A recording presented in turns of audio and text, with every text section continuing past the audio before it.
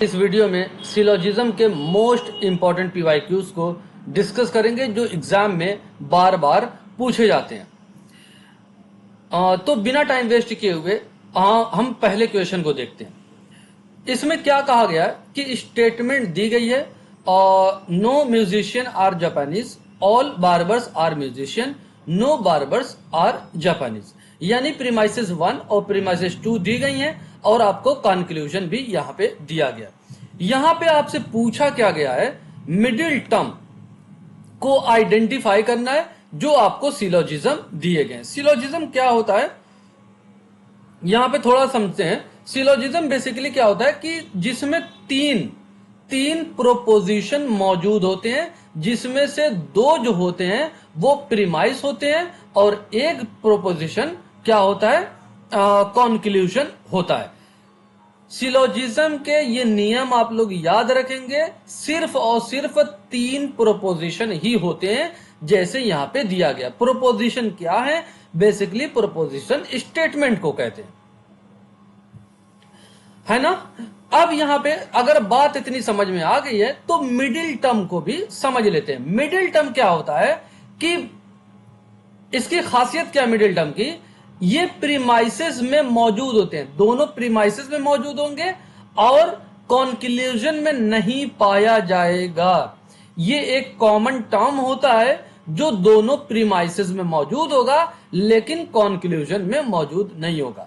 अब यहां पे देखते हैं कि मिडिल टर्म जो कॉमन है प्रीमाइसेस 1 और 2 में, देखिए म्यूजिशियन इसमें है और इसमें भी म्यूजिशियन है, यानी दोनों प्रीमाइसेस में पाए जा रहे हैं। तो मिडिल और फर्स्ट प्रीमाइसेस में किसमें, सब्जेक्ट में है, और सेकंड प्रीमाइसेस में प्रेडिकेट में आपका पाया जा रहा है।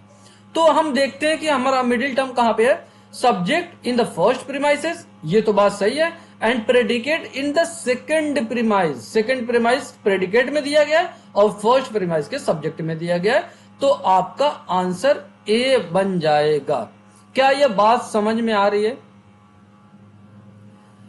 मिडिल टर्म की यही खासियत है कि प्रीमाइसेस में मौजूद होता है, कॉन्क्लूजन में मौजूद नहीं होता। अगले सवाल को देखते हैं। अगले सवाल में आपसे कहा गया माइनर टर्म के बारे में। अब ये हमने मिडिल टर्म अभी देखा था पिछले वाले सवाल में, अब इसमें माइनर टर्म क्या होता है सर?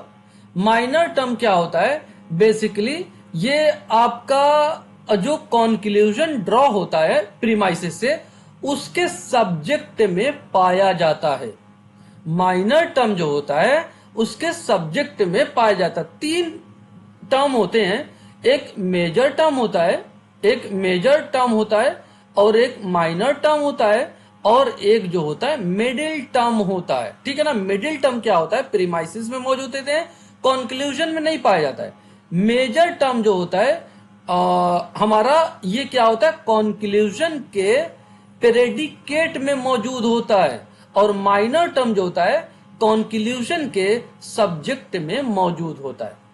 अगर ये बात आपको इतनी क्लियर हो गई है तो अब आप इसका जवाब बड़ी आसानी से दे सकते हैं। प्रोपोजिशन को पढ़ते हैं। Some books are not edifying, all books are interesting. अब यहां पे कॉन्क्लूजन क्या है, some interesting things are not एडिफाइंग।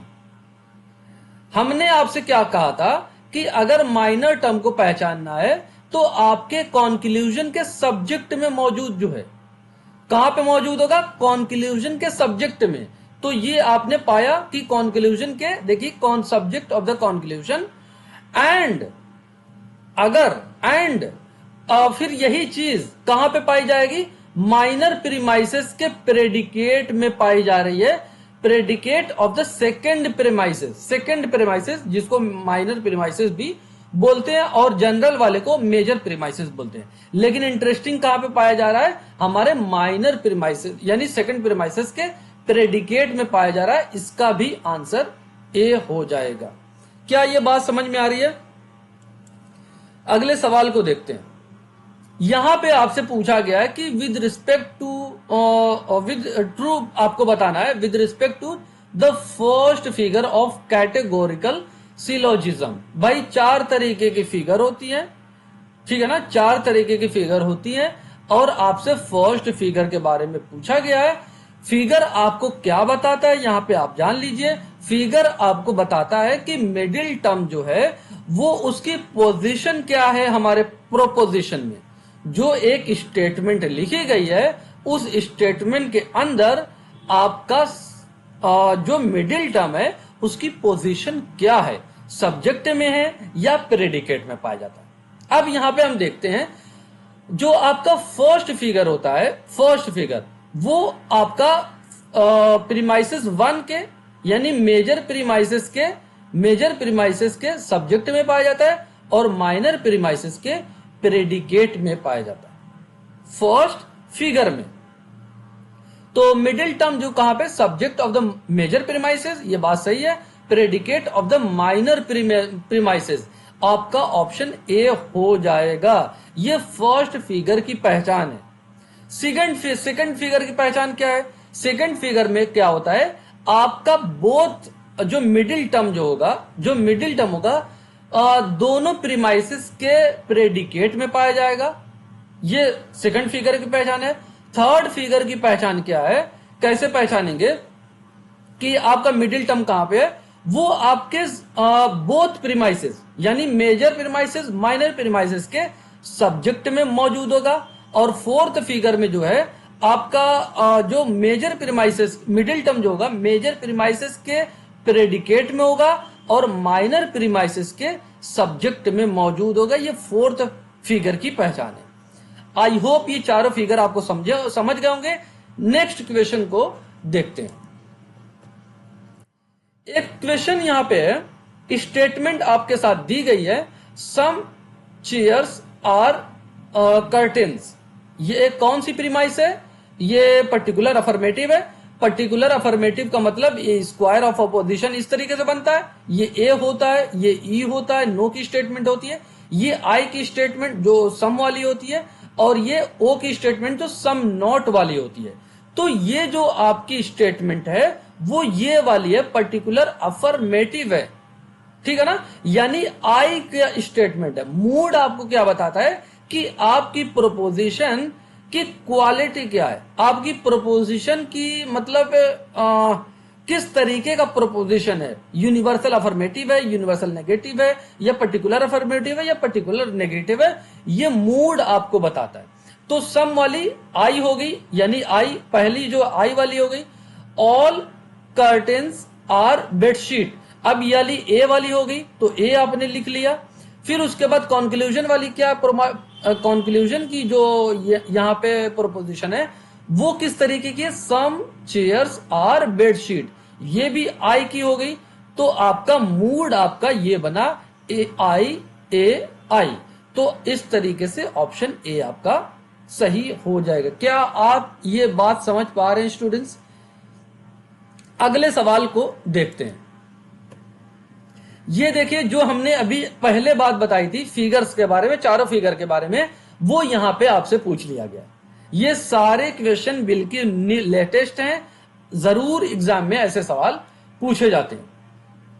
First figure में मैंने आपको क्या बताया था कि फर्स्ट फिगर में प्रीमाइस 1 के यानी मेजर प्रीमाइसेस के सब्जेक्ट में मौजूद होता है मिडिल टर्म, और क्या नाम है, माइनर प्रीमाइसेस के प्रेडिकेट में आपके मौजूद होता है। जो कि देखिए जो कॉमन है, सब्जेक्ट में ये है, ये प्रेडिकेट में कॉमन है। ये हम नहीं देखेंगे क्योंकि ये तो कॉन्क्लूजन है और कॉन्क्लूजन में मिडिल टर्म होता नहीं है, हमें सिर्फ चेक करना प्रीमाइसेस में। तो ये एक प्रीमाइस है, ये एक प्रीमाइस है, इसमें सब्जेक्ट में पाया जा रहा है, इसमें प्रेडिकेट में पाया जा रहा है।